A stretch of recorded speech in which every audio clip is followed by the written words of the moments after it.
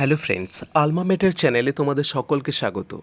আজ আমরা জেনারেল নলেজের 200টা খুবই গুরুত্বপূর্ণ প্রশ্ন ডিসকাস করব, যেগুলো বিভিন্ন কম্পিটিটিভ পরীক্ষায় আসার মতো, যেমন ডাব্লিউবিপিএসসির food supply SI, fire operator, ডাব্লিউবিপির constable, lady constable, sub inspector, excise constable, excise sub inspector, RRB NTPC, RRB group D, SSC, CGL, CHSL, MTS এবং ইন্ডিয়ান আর্মির যে পরীক্ষাগুলো হয় তার জন্য কিন্তু খুবই গুরুত্বপূর্ণ এই প্রশ্নগুলো।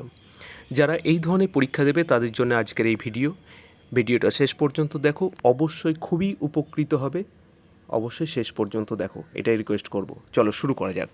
প্রথম প্রশ্ন রয়েছে, সম্মিলিত জাতিপুঞ্জ কবে গঠিত হয়? সম্মিলিত জাতিপুঞ্জ বা ইউনাইটেড নেশনস দ্বিতীয় বিশ্বযুদ্ধের সমাপ্তির পর তৈরি হয়েছিল। দ্বিতীয় বিশ্বযুদ্ধ 1939 থেকে 1945 সাল পর্যন্ত চলেছিল। 1945 সাল যে বছর দ্বিতীয় বিশ্বযুদ্ধ শেষ হয়, সেই বছরই তৈরি হয় সম্মিলিত জাতিপুঞ্জ। তাহলে সম্মিলিত জাতিপুঞ্জ কবে গঠিত হয়? 26শে জুন 1945 সালে। অবশ্যই সালটা মনে রাখতে হবে, ডেটটা মনে না রাখলেও চলবে, কিন্তু সালটা অবশ্যই মনে রাখতে হবে। 1945 সালে সম্মিলিত জাতিপুঞ্জ গঠিত হয়। পরের প্রশ্ন দেখব, লিগ অফ নেশনস কবে গঠিত হয়? লিগ অফ নেশনস প্রথম বিশ্বযুদ্ধের পর তৈরি হয়েছিল। প্রথম বিশ্বযুদ্ধ কবে থেকে কবে চলেছিল? 1914 থেকে 1918 সাল পর্যন্ত প্রথম বিশ্বযুদ্ধ চলে এবং লিগ অফ নেশনস তার 2 বছর পর গঠিত হয়। কবে গঠিত হয়? 16ই জানুয়ারি 1920 সালে তৈরি হয় লিগ অফ নেশনস। 16ই জানুয়ারি 1920 সালে লিগ অফ নেশনস গঠিত হয়। পরের প্রশ্ন দেখব, নো স্পিন মাই অটোবায়োগ্রাফি এই আত্মজীবনীটি কার লেখা? আত্মজীবনী মানে যার জীবনী সম্বন্ধে লেখা হচ্ছে তার নিজের লেখা, ঠিক? তো নো স্পিন মাই অটোবায়োগ্রাফি এটি কার লেখা? সঠিক উত্তর হয়ে যাবে সেন ওয়ান। সেন ওয়ানের লেখা আত্মজীবনীর নাম হলো নো স্পিন মাই অটোবায়োগ্রাফি। পরের প্রশ্ন দেখব, ট্রিপল তালাক এক্সামিনিং ফেথ এই বইটি বা গ্রন্থটির লেখক কে? ট্রিপল তালাক এক্সামিনিং ফেথ এই গ্রন্থটির লেখক হলেন সালমান খুরশিদ। সালমান খুরশিদের লেখা বইয়ের নাম ট্রিপল তালাক এক্সামিনিং ফেথ। পরের প্রশ্ন দেখব, তাওতে দেখো রিসেন্টলি দুটো বিশাল মাপের ঝড় হয়ে গেল ভারতবর্ষের, একটা পূর্ব দিকে একটা পশ্চিম দিকে। তাওতে দেখো স্পেলিংটা এটা হবে TAU, TAUKTAE, তাওতে। এই ঝড়টা পশ্চিম প্রান্তে মানে গুজরাট, মহারাষ্ট্র এই সাইডটাই হয়েছে মেনলি। তো এই যে তাওতে ঝড়টা, এই ঝড়টা কোন দেশ এই ঝড়টার নামকরণ করেছে তাওতে? সঠিক উত্তর হয়ে যাবে মায়ানমার। মায়ানমারের নামকরণ করা হলো তাওতে, ঠিক? পরের প্রশ্ন দেখব, ইয়াস রিসেন্টলি আমাদের পশ্চিমবঙ্গ এবং ওড়িশাতে এটা এফেক্ট ফেলেছে। ইয়াস যে সাইক্লোনটা, এই ইয়াস নামকরণটা কোন দেশ করেছে? তাওতে করেছে মায়ানমার, আর ইয়াসের নামকরণ করেছে ওমান। গালফ কান্ট্রি, আমাদের যে খাঁড়ি অঞ্চলের যে দেশগুলো রয়েছে, অ্যারাবিয়ান কান্ট্রি, তার মধ্যে একটা দেশ হলো ওমান। সেই ওমান দেশ নামকরণ করেছে ইয়াস। পরের প্রশ্ন দেখব, বন্দিপুর ন্যাশনাল পার্ক কোথায় অবস্থিত? বন্দিপুর ন্যাশনাল পার্ক কর্ণাটকে অবস্থিত। বন্দিপুর ন্যাশনাল পার্ক কর্ণাটকে অবস্থিত। Mahatma Gandhi marine national park কোথায় অবস্থিত? Mahatma Gandhi marine national park Andaman ও নিকোবর দ্বীপপুঞ্জে অবস্থিত। Mahatma Gandhi marine national park, আমি 2-3বার করে রিপিট করছি যাতে তোমাদের এটা মাথায় স্ট্রিক করে যায়, আন্দামান ও নিকোবর দ্বীপপুঞ্জে অবস্থিত। রানী কি ভাব এর চিত্র কত টাকার নোটে বর্তমান? দেখো বিভিন্ন টাকার নোটে বিভিন্ন ধরনের চিত্র বর্তমান রয়েছে। তো রানী কি ভাব এইটা কত টাকার নোটে বর্তমান রয়েছে? 100 টাকার নোটে। 100 টাকার নোটে রানী কি ভাব এই যে স্ট্রাকচারটা, যেটা রাজস্থানে রয়েছে এবং তৈরি করেছিলেন ঔরঙ্গজেব। ঔরঙ্গজেবের তৈরি করা রাজস্থানে অবস্থিত রানী কি ভাব এটা 100 টাকার নোটে রয়েছে। পরের প্রশ্ন দেখব, 2000 টাকার নোটের ক্ষেত্রফল কত?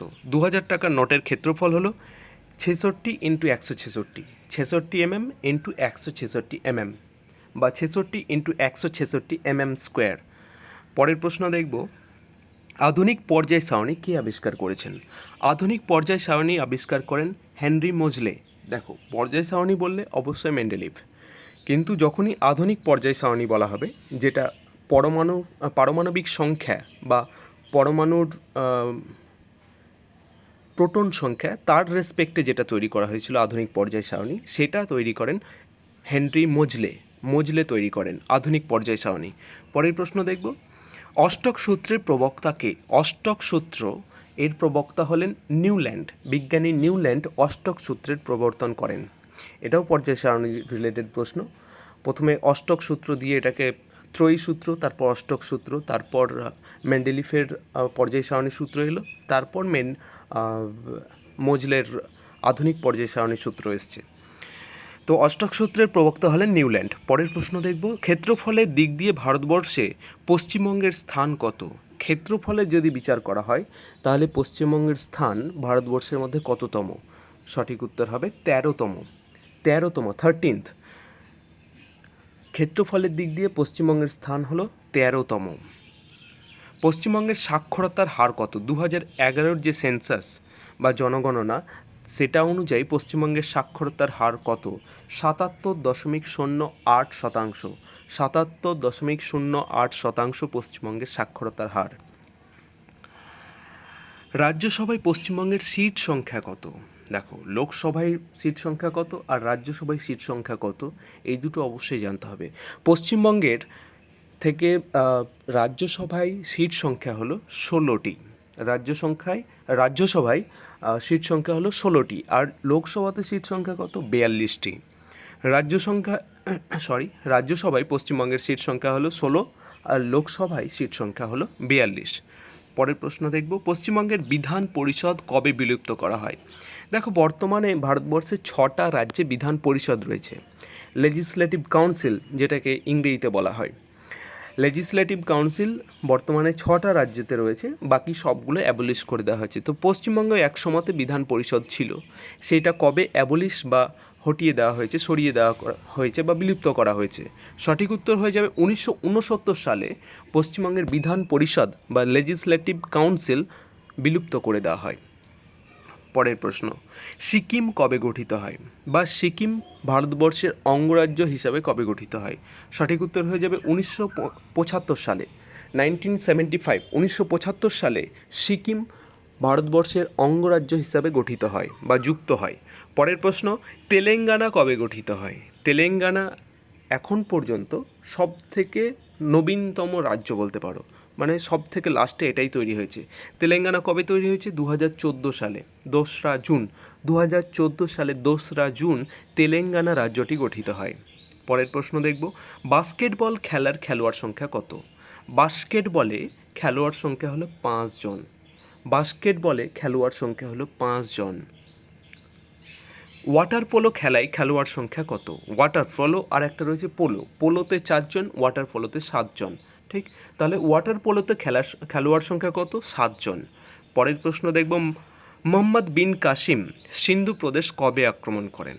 মোহাম্মদ বিন কাসিম 712 খ্রিস্টাব্দে, অনেক সময় বলা হয় 711, তো 711-12 এই খ্রিস্টাব্দে মোহাম্মদ বিন কাসিম সিন্ধু প্রদেশ আক্রমণ করেন বা ভারতের সিন্ধু প্রদেশ অঞ্চল আক্রমণ করেন। মোহাম্মদ বিন কাসিম 711 থেকে 712 এই দুটো সালের মধ্যে কোনো একটা সাল অপশানে থাকবে, সেই সালে সিন্ধু প্রদেশ আক্রমণ করেন। মোহাম্মদ গজনি কবে সোমনাথ মন্দির আক্রমণ করেন? দেখো, মোহাম্মদ গজনি বা গজনবী কতবার আক্রমণ করে? 17বার ভারত আক্রমণ করে। তার মধ্যে কোন সালে সোমনাথ মন্দির আক্রমণ করে? সোমনাথ মন্দির আক্রমণ করে 1025 খ্রিস্টাব্দে। 1025 খ্রিস্টাব্দে মোহাম্মদ গজনি সোমনাথ মন্দির আক্রমণ করে। পরের প্রশ্ন, তরাইনের প্রথম যুদ্ধ কবে সংঘটিত হয়? তরাইনের প্রথম যুদ্ধ 1191 খ্রিস্টাব্দে সংঘটিত হয়। 1191 খ্রিস্টাব্দে সংঘটিত হয়। কার কার মধ্যে হয়েছিল? মোহাম্মদ ঘুরি এবং পৃথ্বীরাজ চৌহান। তরাইনের প্রথম যুদ্ধ মোহাম্মদ ঘুরি এবং পৃথ্বীরাজ চৌহান। দ্বিতীয় যুদ্ধ যেটা, সেটাও মোহাম্মদ ঘুরি আর পৃথ্বীরাজ চৌহান, কিন্তু প্রথমটায় জিতেছিল পৃথ্বীরাজ চৌহান, দ্বিতীয়টায় জিতেছিল মোহাম্মদ ঘুরি। পরের প্রশ্ন দেখব, ভারতের লেদার পার্ক কোথায় প্রথম স্থাপিত হলো? লেদার পার্ক রিসেন্টলি তৈরি করা হয়েছে, এবং সেটা কোথায় তৈরি করা হয়েছে? উত্তরপ্রদেশের কানপুরে তৈরি করা হয়েছে ভারতবর্ষের প্রথম লেদার পার্ক। পরের প্রশ্ন দেখব, এশিয়ান ক্রিকেট কাউন্সিলের প্রেসিডেন্ট হিসাবে কে নিযুক্ত হলেন? দেখো, এই ভিডিওটা যদি অনেক পরে কেউ দেখো, এখন জুন মাস 2021 সাল। যদি 2022-23-এ দেখো, 22-23-এ কেউ দেখো এই ভিডিও, তাহলে তাদের ক্ষেত্রে এই প্রশ্নটা আলাদা হয়ে যাবে। এটা কারেন্ট অ্যাফেয়ার্সের জাস্ট একটা প্রশ্ন রেখেছি। এশিয়ান ক্রিকেট কাউন্সিলের প্রেসিডেন্ট হিসাবে কে নিযুক্ত হলেন? সঠিক উত্তর হয়ে যাবে জয় শাহ। অমিত শাহের ছেলে জয় শাহ, তিনি এশিয়ান ক্রিকেট কাউন্সিলের প্রেসিডেন্ট হিসাবে নিযুক্ত হলেন। পৃথ্বীরাজ রাসো গ্রন্থটার পুরো নাম হলো পৃথ্বীরাজ রাসো। এই গ্রন্থটার রচয়িতা কে? সঠিক উত্তর হয়ে যাবে চাঁদ বরদাই। চাঁদ বরদাইয়ের লেখা গ্রন্থের নাম হলো পৃথ্বীরাজ রাসো। কুতুবউদ্দিন আইবক কবে দিল্লির সুলতানি সাম্রাজ্যের প্রতিষ্ঠা করেন? মানে দিল্লির সুলতানি সাম্রাজ্য কবে থেকে শুরু হয়? 1206 খ্রিস্টাব্দে। কে শুরু করেন? কুতুবউদ্দিন আইবক। মোহাম্মদ ঘুরির একজন বিশ্বস্ত সেনাপতি ছিলেন কুতুবউদ্দিন আইবক। তিনি 1206 সালে 1206 খ্রিস্টাব্দে দিল্লির সুলতানি সাম্রাজ্যের প্রতিষ্ঠা করেন। লাখ বক্স নামে কে পরিচিত ছিলেন? লাখ বক্স নামে পরিচিত ছিলেন কুতুবউদ্দিন আইবক, যিনি দিল্লির সুলতানি সাম্রাজ্য এবং দাস বংশের প্রতিষ্ঠা করেন। বাজার নিয়ন্ত্রণ নীতি কে চালু করেন? বাজার নিয়ন্ত্রণ নীতি চালু করেন আলাউদ্দিন খলজি। আলাউদ্দিন খলজি বাজার দর নিয়ন্ত্রণ চালু করেছিলেন। পরের প্রশ্ন, দাগ ও হুলিয়া প্রথা কে প্রবর্তন করেন? দাগ ও হুলিয়া ব্যবস্থা এটাও প্রচলন করেন আলাউদ্দিন খিলজি। ঘোড়ার মার্কিং করা হতো সেই সময়। ঘোড়া এবং ঘোড়ার যে মালিক, সেটা মার্কিং করা হতো, ঘোড়ার ওপর ছাপ দেওয়া হতো। সেই প্রথাটা দাগ ও হুলিয়া প্রথা নামে প্রচলিত, যেটা আলাউদ্দিন খিলজি চালু করেছিলেন। পরের প্রশ্ন দেখব, আগ্রা শহরটি কে স্থাপন করেন? আগ্রা শহরটি স্থাপন করেন সিকান্দার লোদি। সিকান্দার লোদি আগ্রা শহরটি স্থাপন করেন। আর আগ্রাতে সম্রাট আকবরের রাজধানী ছিল। ঠিক, তাহলে সম্রাট আকবরের রাজধানী ছিল আগ্রা। সেই আগ্রা শহরটি কে স্থাপন করেন বা তৈরি করেন? সিকান্দার লোদি। নীল কালো কালি তৈরিতে কি ব্যবহৃত হয়? নীল কালো কালি যেটা, সেটা তৈরিতে কি ব্যবহার করা হয়? এটা রিসেন্টলি পরীক্ষায় খুব আসছে। Ferrous sulphate, gallic acid, tannic acid. Ferrous sulphate, gallic acid, tannic acid, এই তিনটে মিলিয়ে নীল কালো যে কালি, লেখার কালি, সেটা তৈরি করা হয়। Ferrous sulphate, gallic acid, tannic acid. পরের প্রশ্ন, সংস্কৃত ভাষার পুনরুত্থানের যুগ কোন যুগকে বলা হয়? সংস্কৃত ভাষার পুনরুত্থানের যুগ বলা হয় গুপ্ত যুগকে। গুপ্ত যুগের সময়ে নতুন করে আবার বৈদিক যুগে যে সংস্কৃত ভাষার প্রচলন ছিল, সেটা চালু হয়েছিল, যে কারণে গুপ্ত যুগকে সংস্কৃত ভাষার পুনরুত্থানের যুগ বলা হয়। ITCZ বা inter tropical convergence zone, inter tropical convergence zone বা ITCZ কাকে বলা হয়? দেখো, আমাদের ধরো এটা পৃথিবী, এটা ধরো একটা পৃথিবী। এবার পৃথিবীর মধ্যে এই রয়েছে আমাদের বিষুবরেখা, যেটাকে 0 ডিগ্রি বলি। এই 0 ডিগ্রির উপরে 5 ডিগ্রি, নিচে 5 ডিগ্রি, 5 ডিগ্রি নর্থ আর 5 ডিগ্রি সাউথ। এই 0 থেকে উপরে 5 ডিগ্রি আর নিচে 5 ডিগ্রি, এই যে 10 ডিগ্রির যে অঞ্চলটা, এই জায়গাটাকে বলা হয় inter tropical convergence zone. Inter tropical convergence zone বা ITCZ, এই অঞ্চলটাকে বলা হয়। আশা করছি মনে থাকবে। পরের প্রশ্ন দেখব, ক্রোনোমিটার দিয়ে কি মাপ করা হয়? ক্রোনোমিটার, ক্রনিক্যাল মানে কি? পিরিয়ডিক, একটা টাইমের পর আর একটা টাইম, ঘটনার ক্রমকে বলা হয় আমরা ক্রনিক্যাল বলি। তাহলে ক্রনোমিটার টাইমকে বোঝাবে, টাইম মাপতে ব্যবহার করা হবে। ঠিক, তাহলে ক্রনোমিটারের সাহায্যে কি করা হয়? সময় মাপা হয় বা সময় নির্ধারণ করা হয় ক্রনোমিটার যন্ত্রের সাহায্যে। পরের প্রশ্ন দেখব, সর্বাধিক তড়িৎ ধনাত্মক মৌল কোনটি? সর্বাধিক তড়িৎ ধনাত্মক মৌল মানে হাইলি ইলেকট্রোপজিটিভ এলিমেন্ট কোনটা? হাইয়েস্ট ইলেকট্রোপজিটিভ এলিমেন্ট বা সর্বাধিক তড়িৎ ধনাত্মক মৌল হলো সিজিয়াম। সিজিয়ামের সংকেত কি? CS, caesium. পরের প্রশ্ন দেখব, RH ফ্যাক্টর কে আবিষ্কার করেন? দেখো, রক্তের গ্রুপে আমরা O positive, O negative, A positive, B positive, এই যে পজিটিভ নেগেটিভ কথাটা বলি, সেই পজিটিভ নেগেটিভ কথাটা এসছে এই RH ফ্যাক্টর থেকে। ঠিক আছে, এই RH ফ্যাক্টরের জন্য পজিটিভ নেগেটিভ। RH ফ্যাক্টর যদি উপস্থিত থাকে তাহলে পজিটিভ, যদি না উপস্থিত থাকে তাহলে নেগেটিভ। তো এই RH ফ্যাক্টরটা কে আবিষ্কার করেন?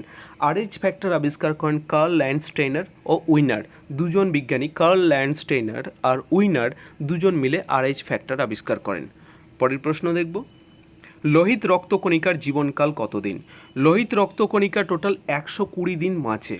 লোহিত রক্তকণিকার জীবনকাল কতদিন? 120 দিন, অর্থাৎ 120 দিন লোহিত রক্তকণিকা বাঁচে। পরের প্রশ্ন দেখব, রক্তের পিএইচ এর মান কত? রক্তের পিএইচ এর মান হলো 7.35 থেকে 7.45। দেখো 7.4 যদি দেওয়া থাকে তাহলেও সেটা ঠিক, 7.35 দেওয়া থাকলে সেটাও ঠিক, 7.45 থাকলে সেটাও ঠিক, মানে 7.35 থেকে 7.45 এটা রক্তের পিএইচ এর মান। পিএইচ এর ফুল ফর্ম হলো পাওয়ার অফ হাইড্রোজেন আয়ন। পরের প্রশ্ন দেখব, ম্যাকমোহন লাইন কোন দুটি দেশকে বিভাজন করেছে? মানে কোন দুটি দেশের মধ্যে ইন্টারন্যাশনাল বাউন্ডারি হলো ম্যাকমোহন লাইন? সঠিক উত্তর হয়ে যাবে ভারত আর চীনের মধ্যবর্তী যে ইন্টারন্যাশনাল বাউন্ডারি তার নাম হলো ম্যাকমোহন লাইন। পরের প্রশ্ন, ভারত আর পাকিস্তানের মধ্যবর্তী আন্তর্জাতিক সীমানার নাম কি? ভারত আর পাকিস্তানের মধ্যবর্তী আন্তর্জাতিক সীমানার নাম হলো রেড ক্লিফ লাইন। এখানে রেড ক্লিফ লেখা আছে, প্রিন্টিং মিস্টেক, রেড ক্লিফ হবে, রয়জে ফলা আকার ড, কয়লয় হাসি ফ, রেড ক্লিফ লাইন। ঠিক, চলো পরের প্রশ্ন দেখব, মানুষের অন্ত্রে কোন ব্যাকটেরিয়া বসবাস করে? খুব ভালো প্রশ্ন, মানুষের অন্ত্রে আমাদের শরীরের ভিতর কোন ব্যাকটেরিয়া বসবাস করে? এটা অবশ্যই উপকারী ব্যাকটেরিয়া, আমাদের খাদ্য পাচনে সাহায্য করে।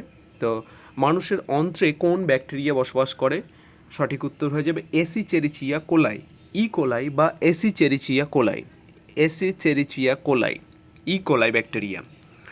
পরের প্রশ্ন, ভারতবর্ষের একমাত্র অন্তর্বাহিনী নদীর নাম কি? ভারতবর্ষের একমাত্র, মানে একটাই রয়েছে এই নদী, অন্তর্বাহিনী নদী। অন্তর্বাহিনী মানে ভারতবর্ষেই শুরু হয়েছে, ভারতবর্ষে শেষ হয়ে গেছে, এটা কোনো সমুদ্রে গিয়ে মেলেনি বা কোনো নদী থেকে উৎপন্ন হয়নি, নদী বা কোনো সমুদ্র থেকে তৈরি হয়নি, ভূমি থেকে তৈরি হয়ে ভূমিতেই শেষ হয়ে গেছে। তো এই নদীটার নাম কি? এটা একমাত্র ভারতবর্ষে একটাই অন্তর্বাহিনী নদী রয়েছে, সেই নদীটার নাম কি? সঠিক উত্তর হয়ে যাবে লুনি নদী। ভারতবর্ষের একমাত্র অন্তর্বাহিনী নদীর নাম লুনি নদী। ভারতবর্ষের কোন নদী এস্চুয়ারি বা খাঁড়ি তৈরি করেছে? দেখো দুটো নদী রয়েছে, একটা হলো নর্মদা আর একটা তাপ্তি। এস্চুয়ারি বা খাঁড়ি, দেখো নদীর পূর্ববাহিনী নদী যেগুলো সেগুলো বদ্বীপ তৈরি করেছে, যেমন গঙ্গা, তারপর কৃষ্ণা, কাবেরী, মহানদী সবগুলো কিন্তু বঙ্গোপসাগরে মেলার পর সেখানে কিন্তু বদ্বীপ তৈরি করেছে, ঠিক, ডেল্টা বা বদ্বীপ তৈরি করেছে। কিন্তু পশ্চিম বাহিনী নদী যেগুলো নর্মদা, তাপ্তি, এই দুটো নদী, এদের মোহনাতে কোনো বদ্বীপ তৈরি হয়নি, সেখানে এস্চুয়ারি বা খাঁড়ির তৈরি হয়েছে। পরের প্রশ্ন দেখব, চিংড়ির রেচন অঙ্গের নাম কি? চিংড়ির রেচন অঙ্গের নাম হলো সবুজ গ্রন্থি। সবুজ গ্রন্থি হলো চিংড়ির রেচন অঙ্গ। কেঁচোর রেচন অঙ্গের নাম কি? কেঁচোর রেচন অঙ্গের নাম হলো নেফ্রিডিয়া। তাহলে চিংড়ির সবুজ গ্রন্থি, কেঁচোর হলো নেফ্রিডিয়া। ম্যালেরিয়ার ওষুধ কুইনাইন কোন গাছ থেকে পাওয়া যায়? ম্যালেরিয়ার যে ওষুধ তার নাম হলো কুইনাইন, সেই কুইনাইনটা কোন গাছের ছাল থেকে তৈরি করা হয়? গাছের সে ছাল থেকেই তৈরি করা হয় মেনলি। তো সঠিক উত্তর হয়ে যাবে সিংকোনা। সিংকোনা গাছের ছাল থেকে তৈরি হয় কুইনাইন। ঠিক, চলো পরের প্রশ্ন দেখব, ছোট শিশু শরীরে হাড়ের কত? দেখো মানব শরীরে তো হাড়ের সংখ্যা 206টা, কিন্তু একটা যদি বাচ্চা শিশু হয়, 1 মাস কিংবা জাস্ট জন্ম হয়েছে, সেই মুহূর্তে সেই শিশুর শরীরে হাড়ের সংখ্যা কত? সঠিক উত্তর হয়ে যাবে 300টি। 300টি হাড় থাকে। মনে প্রশ্ন আসতে পরে আমাদের 206টা, মানে 94 কী করে গায়েব হয়ে যাচ্ছে? অ্যাকচুয়ালি অনেকগুলো হাড় পরপর জোড়া লেগে একটা বড় হাড় তৈরি হয় পরবর্তীকালে, বাচ্চা যখন বড় হতে শুরু করে। তো ছোট শিশুর শরীরে ওই জন্য হাড়ের সংখ্যা বেশি, 300টি। পরের প্রশ্ন, মানব শরীরে হাড়ের সংখ্যা কত? সঠিক উত্তর হয়ে যাবে 206। আমাদের শরীরে হাড়ের সংখ্যা হলো, মানে প্রাপ্তবয়স্ক মানুষের শরীরে হাড়ের সংখ্যা হলো 206টি। সংবিধান তৈরির প্রাক্কালে সংবিধানের ধারার সংখ্যা কত ছিল? দেখো সংবিধান যখন তৈরি হয় তখন সংবিধানে কতগুলো ধারা ছিল? সঠিক উত্তর হয়ে যাবে 395টি। 395টি তখন ধারা ছিল যখন সংবিধান তৈরি হয়। পরের প্রশ্ন, ভারতের সংবিধান কবে গৃহীত হয়? ভারতের সংবিধান কবে গৃহীত হয় আর কবে কার্যকরী হয়? সব থেকে মনে হয় সংবিধানের এই প্রশ্নটা ভারতবর্ষের প্রত্যেকটা পরীক্ষায় এই প্রশ্ন এসছেই, যে কবে গৃহীত হয় আর কবে চালু হয়। তো ভারতবর্ষের সংবিধান 1949 সালের 26শে নভেম্বর গৃহীত হয়, মানে গ্রহণ করা হয়েছিল 1949 সালের 26শে নভেম্বর। এবার কবে চালু হয়, ভারতের সংবিধান কবে কার্যকরী হয় বা চালু হয় কবে, তাহলে 1950 সালের 26শে জানুয়ারি। তার মানে 2 মাস আগে অ্যাকসেপ্ট করা হয়েছে, 2 মাস পর চালু হচ্ছে। 1949 সালের 26শে নভেম্বর এটা গ্রহণ করা হচ্ছে বা গৃহীত হয়, আর চালু হয় বা কার্যকরী হয় 1950-এর 26শে জানুয়ারি। জাস্ট 2 মাস আগে পড়ে, 2 মাস আগে গ্রহণ করা হয়েছে, তারপর চালু করা হয়েছে। পরের প্রশ্ন, সংবিধানের গণপরিষদের প্রথম অধিবেশন কবে অনুষ্ঠিত হয়? এটাও খুব ইম্পর্টেন্ট প্রশ্ন, বিভিন্ন পরীক্ষায় বারবার রিপিট হয়েছে, যে গণপরিষদের যে প্রথম বৈঠক সেটা কবে হয়েছিল? 9ই ডিসেম্বর 1946 সালে। 1946 সালে 9ই ডিসেম্বর সংবিধানের গণপরিষদের প্রথম অধিবেশন অনুষ্ঠিত হয়। গণপরিষদের প্রথম চেয়ারম্যান কে ছিলেন? এটাও বারবার এসছে। একটা গণপরিষদের প্রথম চেয়ারম্যান আর পার্মানেন্ট চেয়ারম্যান কে ছিলেন, এই দুটো প্রশ্ন যেহেতু কনফিউজিং, এখান থেকে প্রশ্ন আসে। গণপরিষদের প্রথম চেয়ারম্যান হলেন সচ্চিদানন্দ সিনহা। সচ্চিদানন্দ সিনহা হলেন গণপরিষদের প্রথম চেয়ারম্যান। গণপরিষদের স্থায়ী চেয়ারম্যান বা পার্মানেন্ট চেয়ারম্যান কে ছিলেন? রাজেন্দ্র প্রসাদ। ডক্টর রাজেন্দ্র প্রসাদ ছিলেন গণপরিষদের স্থায়ী চেয়ারম্যান বা পার্মানেন্ট চেয়ারম্যান। পরের প্রশ্ন দেখব, সংবিধানের খসড়া কমিটির চেয়ারম্যান কে ছিলেন? সংবিধানের খসড়া কমিটির চেয়ারম্যান ছিলেন ডক্টর বি.আর. আম্বেদকর। ভীমরাও রামজি আম্বেদকর বা ডক্টর বি.আর. আম্বেদকর, যাকে আমরা আমাদের ভারতীয় সংবিধানের জনক বলি, বি.আর. আম্বেদকর খসড়া কমিটির চেয়ারম্যান ছিলেন। খসড়া কমিটিকে ইংরেজিতে বলা হয় ড্রাফটিং কমিটি। পরের প্রশ্ন দেখব, সংবিধানের প্রস্তাবনা বিষয়ের প্রস্তাব কে দিয়েছিলেন? এটা বিয়ের হবে না, বিষয়ের হবে। সংবিধানের প্রস্তাবনা বিষয়ের প্রস্তাব কে দিয়েছিলেন, মানে ভারতে একটা প্রস্তাবনা বা প্রিয়াম্বেল, যেটা আমাদের কনস্টিটিউশনের প্রথমে রয়েছে, মুখবন্ধ টাইপের, যেটাকে প্রিয়াম্বেল বা প্রস্তাবনা বলা হয়, এইটার প্রস্তাব প্রথম কে দিয়েছিলেন? সঠিক উত্তর হয়ে যাবে জওহরলাল নেহেরু। ভারতবর্ষের প্রথম প্রধানমন্ত্রী জওহরলাল নেহেরুই এই প্রস্তাবনা বা প্রিয়াম্বেলের কনসেপ্টটা দিয়েছিলেন। পরের প্রশ্ন দেখব, হুড্রু জলপ্রপাতটি কোন নদীর উপর তৈরি হয়েছে? হুড্রু জলপ্রপাতটি তৈরি হয়েছে সুবর্ণরেখা নদীর উপর। সুবর্ণরেখা নদীর উপর ঝাড়খণ্ড রাজ্যে তৈরি হয়েছে হুড্রু জলপ্রপাত। দুটো পয়েন্টই কিন্তু খুব ইম্পর্টেন্ট। একটা সুবর্ণরেখা নদীর উপর তৈরি হয়েছে হুড্রু জলপ্রপাত, আর একটা হলো কোন রাজ্যে অবস্থিত, তাহলে হবে ঝাড়খণ্ড। পরের প্রশ্ন, শিবসমুদ্রম জলপ্রপাতটি কোন নদীর উপর তৈরি হয়েছে? এটা খুব ভালো প্রশ্ন। শিবসমুদ্রম জলপ্রপাত কোথায় তৈরি হয়েছে, কোন নদীর উপর? কাবেরী নদীর উপর। কোন রাজ্যে তৈরি হয়েছে? কর্ণাটক রাজ্যে। তাহলে শিবসমুদ্রম জলপ্রপাতটি তৈরি হয়েছে কাবেরী নদীর উপর, আর রাজ্য হলো কর্ণাটক। পরের প্রশ্ন দেখব, ইদুক্কি বাঁধ ইদুক্কি বাঁধ কোন নদীর উপর নির্মাণ করা হয়েছে? দেখো, কিছুদিন আগে ইদুক্কি বাঁধ একটা পোর্শন ভেঙে গেছিলো বন্যার কারণে। তো এটা রিসেন্টলি এতে একটা বলতে পারো পেপারের হেডলাইনে ছিল। সেই ইদুক্কি বাঁধ কোন নদীর উপর তৈরি করা হয়েছে সেটা জানতে হবে। সঠিক উত্তর হবে পেরিয়ার। কোন রাজ্যে রয়েছে? কেরালাতে রয়েছে। কেরালায় পেরিয়ার নদীর উপর তৈরি হয়েছে ইদুক্কি বাঁধ। পরের প্রশ্ন, অপসূর বা অ্যাফহিলান কোন দিনটিকে বলা হয়? দেখো, একটা অ্যাফহিলান, একটা পেরিহিলান। অ্যাফহিলান বা অপসূর এটা বলা হয় 4 জুলাইকে। 4 জুলাইকে বলা হয় অ্যাফহিলান বা অপসূর। আর একটা রয়েছে অনুসূর, পেরিহিলান। এটা কোন দিনটাকে বলা হয়? এটা বলা হয় 3রা জানুয়ারি। 3রা জানুয়ারিকে বলছি আমরা অনুসূর বা পেরিহিলান। দেখো, একটা হলো পৃথিবী এবং সূর্যের দূরত্ব ম্যাক্সিমাম, যেটা এই 3রা জানুয়ারি। অনুসূর বা পেরিহিলান হলো পৃথিবী আর সূর্যের দূরত্ব ম্যাক্সিমাম। উল্টো বলে দিলাম। আমাদের যে অপসূর বা অ্যাফহিলান রয়েছে, এই ক্ষেত্রে পৃথিবী এবং সূর্যের দূরত্ব সব থেকে বেশি। আর অনুসূর বা পেরিহিলান কোন দিনটিকে বলা হয়? অনুসূর বা পেরিহিলান হলো পৃথিবী এবং সূর্যের দূরত্ব সব থেকে কম, এই দিনটাকে বলা হচ্ছে অনুসূর বা পেরিহিলান। 3রা জানুয়ারি। ঠিক, চলো পরের প্রশ্ন দেখব, কাকে শ্বেত বিপ্লবের জনক বলা হয়? শ্বেত বিপ্লবের জনক বলা হয় ভার্গিস কুরিয়েনকে। ভারতীয় শ্বেত বিপ্লবের জনক বলা হয় ভার্গিস কুরিয়েনকে। পরের প্রশ্ন, অর্থশাস্ত্র বা ইকোনমিক্সের জনক কাকে বলা হয়? ইকোনমিক্সের জনক বলা হয় অ্যাডাম স্মিথকে। অ্যাডাম স্মিথকে বলা হয় ইকোনমিক্স বা অর্থশাস্ত্রের জনক।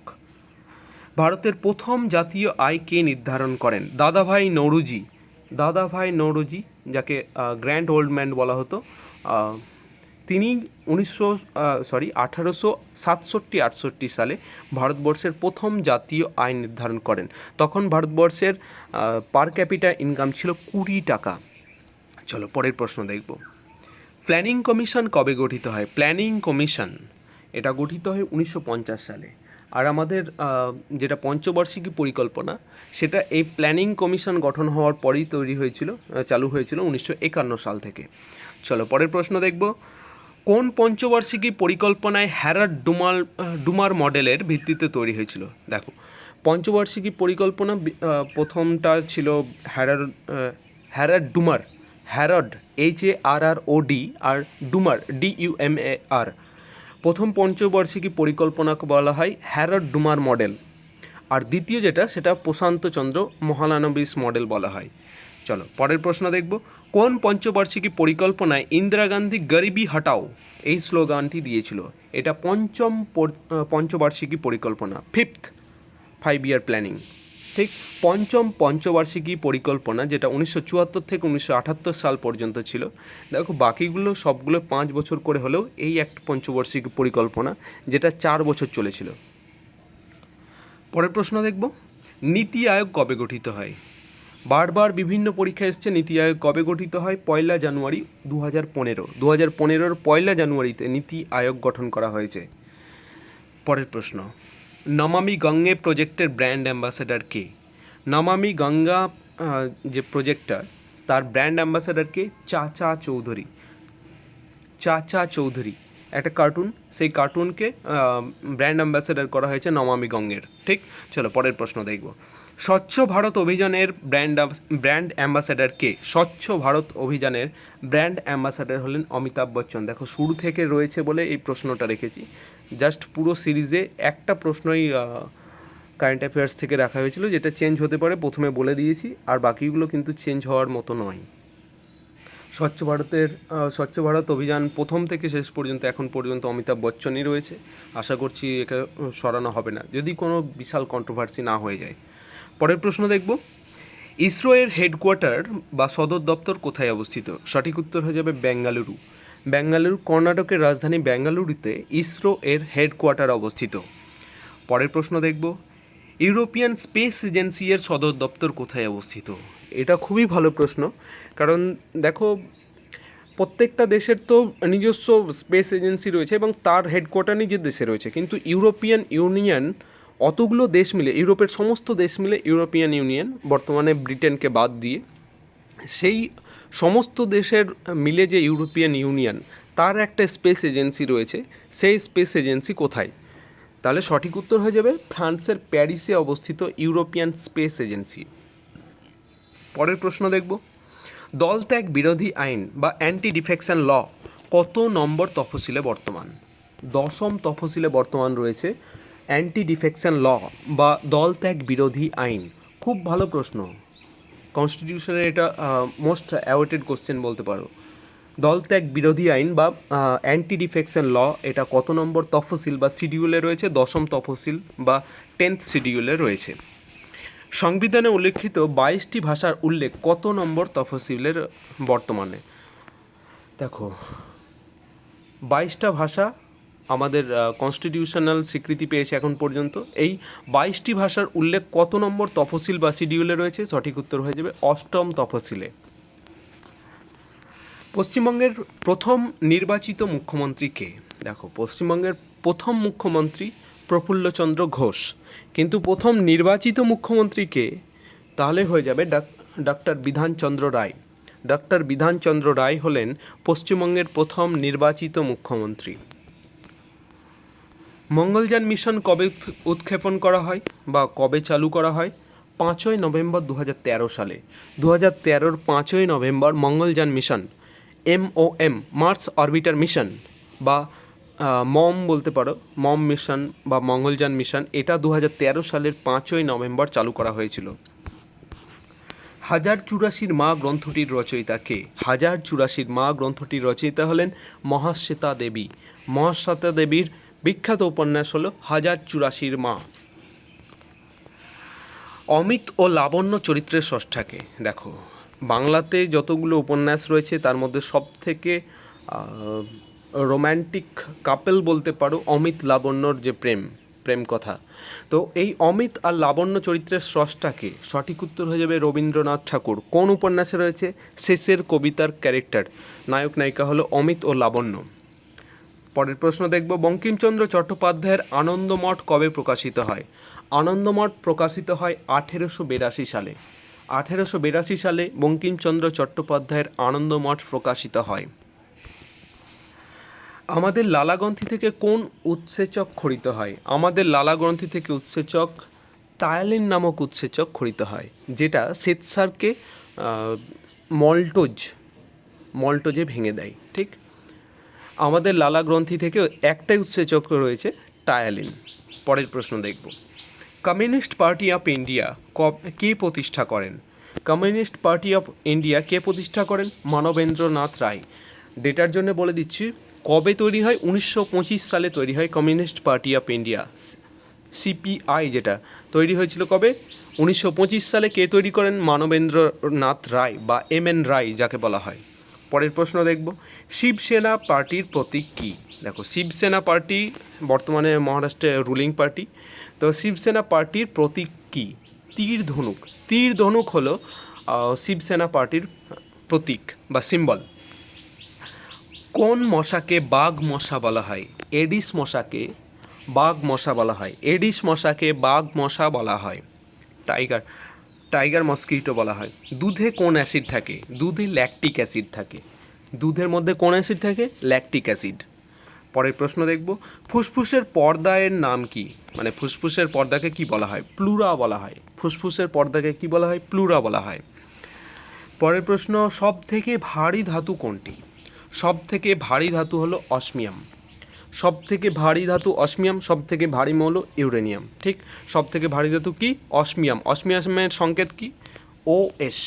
OS হলো অসমিয়ামের সংকেত। জলের গভীরতা মাপতে কোন যন্ত্র ব্যবহার করা হয়? জলের গভীরতা মাপতে ফ্যাদোমিটার ব্যবহার করা হয়। ফ্যাদোমিটার যন্ত্রের সাহায্যে জলের গভীরতা মাপা হয়। ভিটামিন A এর অভাবে কোন রোগ হয়? ভিটামিন A এর অভাবে রাতকানা রোগ হয়। রাতকানা রোগ হয় ভিটামিন A এর অভাবে। ভিটামিন A এর রাসায়নিক নাম হলো রেটিনল। মানবদেহের সবথেকে বড় অন্তঃক্ষরা গ্রন্থি কোনটি? মানবদেহের সবথেকে বড় অন্তঃক্ষরা গ্রন্থি হলো থাইরয়েড গ্রন্থি। থাইরয়েড গ্রন্থি হলো সবথেকে বড় অন্তঃক্ষরা গ্রন্থি। পরের প্রশ্ন দেখব, কোন প্রকার শ্বেত রক্তকণিকা হেপারিন নিঃসরণ করেন? হেপারিন। দেখো, আমাদের যে রক্তবাহিকাগুলো রয়েছে, যেমন ভেন বা শিরা এবং ধমনী, এই শিরা ধমনীর মধ্যে দিয়ে যখন রক্ত চলাচল করে তখন কিন্তু রক্ত জমাট বাঁধে না। কেন জমাট বাঁধে না? তার কারণই হলো এই হেপারিন। হেপারিন উপস্থিত থাকে বলে চলাচলে শিরার মধ্যে দিয়ে, ধমনীর মধ্যে দিয়ে রক্ত যখন চলাচল করে তখন জমাট বাঁধে না। কেটে গেলে সেই অংশে জমাট বাঁধতে শুরু করে, এই হেপারিন নিঃসরণ হতে সেইখানে হেপারিনটা সরে যায় এবং সেখানে ফাইব্রিনোজেন বলে যে অংশটা সেটা তৈরি হয়। তো এই হেপারিন কোন শ্বেত রক্তকণিকা থেকে খরিত হয়? সঠিক উত্তর হয়ে যাবে বেসোফিল। বেসোফিল থেকে হেপারিন খরিত হয়। পরের প্রশ্ন দেখব, সার্বজনীন দাতা কোন গ্রুপের রক্তকে বলা হয়? দেখো, সার্বজনীন দাতা আর সার্বজনীন গ্রহিতা। সার্বজনীন দাতা হলো O গ্রুপের রক্তকে বলা হয় সার্বজনীন দাতা, আর সার্বজনীন গ্রহিতা বলা হয় AB গ্রুপকে। ঠিক, AB হলো সার্বজনীন গ্রহিতা, মানে সবার কাছ থেকে গ্রহণ করতে পারবে, আর সার্বজনীন দাতা হলো O গ্রুপের রক্ত। যদিও বর্তমানে যে গ্রুপের রক্ত তাকেই দেওয়া হয়, এইভাবে উল্টোপাল্টা গ্রুপের রক্ত দেওয়া হয় না, তবুও মানে নিতে পারে। দেওয়া হয় কি দেওয়া হয় না সেটা আলাদা ব্যাপার, কিন্তু নিতে পারে। পরের প্রশ্ন, কোন রোগের টিকা হিসাবে BCG ভ্যাকসিন দেওয়া হয়? ব্যাসিলাস ক্যালোমেট গুইরিন। বিসিজি এর ফুল ফর্ম হলো ব্যাসিলাস ক্যালোমেট গুইরিন। এই টিকাটা কোন রোগের ভ্যাকসিন হিসাবে দেওয়া হয়? টিউবারকুলোসিস বা হুপিং কাশি যেটা, তার ভ্যাকসিন হিসাবে বিসিজি ভ্যাকসিন দেওয়া হয়। পরের প্রশ্ন, প্রথম টেস্ট টিউব বেবি এর নাম কি? প্রথম টেস্ট টিউব বেবি এর নাম হলো লুইস ব্রাউন। কবে জন্ম নিয়েছিল? 1978 সালে। প্রথম টেস্ট টিউব বেবির নাম কি? লুইস ব্রাউন, জন্ম নেয় 1978 সালে। সুন্দরবন কবে ন্যাশনাল পার্ক হিসাবে স্বীকৃতি পায়? সুন্দরবন 1984 সালে ন্যাশনাল পার্ক হিসাবে স্বীকৃতি পায়। 1984 সালে সুন্দরবন ন্যাশনাল পার্ক গঠিত হয়। তার আগে সুন্দরবন ছিল, কিন্তু সেটাকে ন্যাশনাল পার্ক বলা হয়নি। ন্যাশনাল পার্ক স্বীকৃতি 1984 সালে দেওয়া হয়। ভারতের প্রথম মহিলা হিসাবে ভারতরত্ন পুরস্কার কে পান? সঠিক উত্তর হয়ে যাবে ইন্দিরা গান্ধী। ইন্দিরা গান্ধী ভারতের প্রথম মহিলা হিসাবে ভারতরত্ন পুরস্কার পান। ভারতবর্ষের প্রথম মহিলা হিসাবে অর্জুন পুরস্কার কে পান? ভারতবর্ষের প্রথম মহিলা হিসাবে অর্জুন পুরস্কার পান স্টেফি ডি সুজা। স্টেফি ডি সুজা প্রথম মহিলা হিসাবে অর্জুন পুরস্কার পান। স্টেফি ডি সুজা। পরের প্রশ্ন, ভারতবর্ষের প্রথম মহিলা হিসাবে রাজীব গান্ধী খেলরত্ন কে পান? রাজীব গান্ধী খেলরত্ন পান কর্ণম মালেশ্বরী। দেখো, মহিলা হিসাবে ভারতবর্ষের প্রথম মহিলা থেকেও কিন্তু স্ট্যাটিক জিকেতে প্রশ্ন আসে। 3টে প্রশ্ন আপাতত নিলাম। ভারতবর্ষের প্রথম মহিলা হিসাবে রাজীব গান্ধী পুরস্কার কে পান? কর্ণম মালেশ্বরী। দূরদর্শন কবে চালু হয়? 1959 সালে চালু হয় দূরদর্শন। 1959 সালে ভারত স্বাধীন হওয়ার 12 বছর পর তৈরি হয়েছিল দূরদর্শন। লোটাস টেম্পল কোন ধর্মাবলম্বীদের আরাধ্য স্থান? লোটাস টেম্পল, পদ্ম টেম্পল বা লোটাস টেম্পল কোন ধর্মাবলম্বীদের আরাধ্য স্থান? সঠিক উত্তর হয়ে যাবে বাহাই। বাহাই বলে যে একটা ধর্মাবলম্বী রয়েছে, গোষ্ঠী রয়েছে, সেই ধর্মগোষ্ঠীদের আরাধ্য টেম্পল হলো, আরাধ্য মন্দির হলো এই লোটাস টেম্পল। পরের প্রশ্ন, সম্প্রতি মারা গেছেন সুন্দরলাল বহুগুণা। তিনি কোন আন্দোলনের সাথে যুক্ত ছিলেন? সুন্দরলাল বহুগুণা কোন আন্দোলনের সাথে যুক্ত ছিলেন? সঠিক উত্তর হয়ে যাবে চিপকো আন্দোলন বা চিপকো মুভমেন্ট। গাছ ধরে সবাই গাছ জড়িয়ে ধরতো এক একটা করে এবং গাছ কাটতে দিত না, এই যে আন্দোলনটা, যেটাকে চিপকো আন্দোলন বলা হয়, সেই চিপকো আন্দোলনের নেতা ছিলেন সুন্দরলাল বহুগুণা। রিসেন্টলি তিনি মারা গেছেন। পরের প্রশ্ন দেখব, বৃক্কের গঠনগত ও কার্যগত একক কী? বৃক্কের গঠনগত ও কার্যগত একক হলো নেফ্রন। নেফ্রনকে বলা হয় বৃক্কের গঠনগত ও কার্যগত একক। ফুসফুসের গঠনগত একক কী? ফুসফুসের গঠনগত একক হলো অ্যালভিওলাই। দেখো, গঠনগত বা কার্যগত একক বলতে বোঝায় সব থেকে মিনিমাম অংশ কোনটা, মানে যে অংশটা জোড়া লেগে লেগে বড়, মানে এই ধরো নেফ্রন, অনেকগুলো নেফ্রন পরপর জোড়া হয়ে পুরো বৃক্কটা গঠন হচ্ছে। ঠিক তেমনি ফুসফুসের অ্যালভিওলাই, এই অ্যালভিওলাই থেকে অ্যালভিওলাস হচ্ছে, এইভাবে পরপর তারপর শ্বাসনালী সব কিছু মিলিয়ে ফুসফুস গঠন হচ্ছে। তো এই ফুসফুসের অ্যালভিওলাই হলো গঠনগত একক। পরের প্রশ্ন দেখব, মিশরের উষ্ণবায়ু কী নামে পরিচিত? মিশরের উষ্ণবায়ু খামসিন নামে পরিচিত। খামসিন। মিশরের উষ্ণবায়ুকে কী বলা হয়? খামসিন বলা হয়। পরের প্রশ্ন, অ্যালবেডো কি?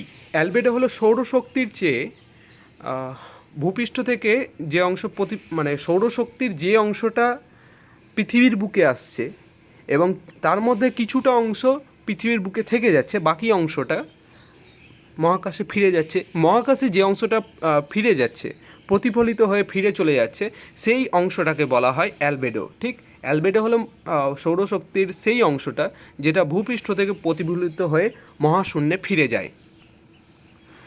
কোয়ার্টজাইট হলো ড্যাশের রূপান্তরিত শিলা। কোয়ার্টজাইট কোন শিলা রূপান্তরিত হয়ে তৈরি হয়? সঠিক উত্তর হয়ে যাবে বালি পাথর। বালি পাথর রূপান্তরিত হয়ে চাপ ও তাপের, ভূপৃষ্ঠের চাপ ও তাপের প্রভাবে রূপান্তরিত হয়ে তৈরি হয় কোয়ার্টজাইট। পরের প্রশ্ন দেখব, উত্তর আমেরিকার সর্বোচ্চ শৃঙ্গের নাম কি? উত্তর আমেরিকার সর্বোচ্চ শৃঙ্গের নাম হলো মাউন্ট ম্যাককিনলে। মাউন্ট ম্যাককিনলে হলো উত্তর আমেরিকার সর্বোচ্চ শৃঙ্গ। ভূপৃষ্ঠের ম্যান্টেল ও কোরের মধ্যে সংযোগকারী রেখা কী নামে পরিচিত? দেখো, ওপরেরটাকে বলা হয় ক্রাস্ট, তারপর হলো ম্যান্টেল, তারপর হলো কোর। পৃথিবীর তিনটে ভাগ রয়েছে, তিনটে স্তর রয়েছে এবং প্রত্যেকটা দুটো করে স্তরে আবার মানে উপস্তর বলতে পারো সেটা রয়েছে। তো প্রথমটা হলো ম্যান্টেল, উপরের অংশ, উপরের যে অংশটা সেটা হলো ক্রাস্ট, তার ভেতর যেটা রয়েছে মাঝের অংশটা হলো ম্যান্টেল এবং সব থেকে ভেতরে যেটা রয়েছে সেটা হলো কোর। তো এই ম্যান্টেল আর কোরের মধ্যবর্তী যে অংশটা মানে পৃথক করেছে এই দুটো অংশকে, যে রেখাটা, সেই রেখাটার নাম কি? সঠিক উত্তর হয়ে যাবে গুটেনবার্গ বিযুক্তি রেখা, ম্যান্টেল এবং কোরকে আলাদা করেছে।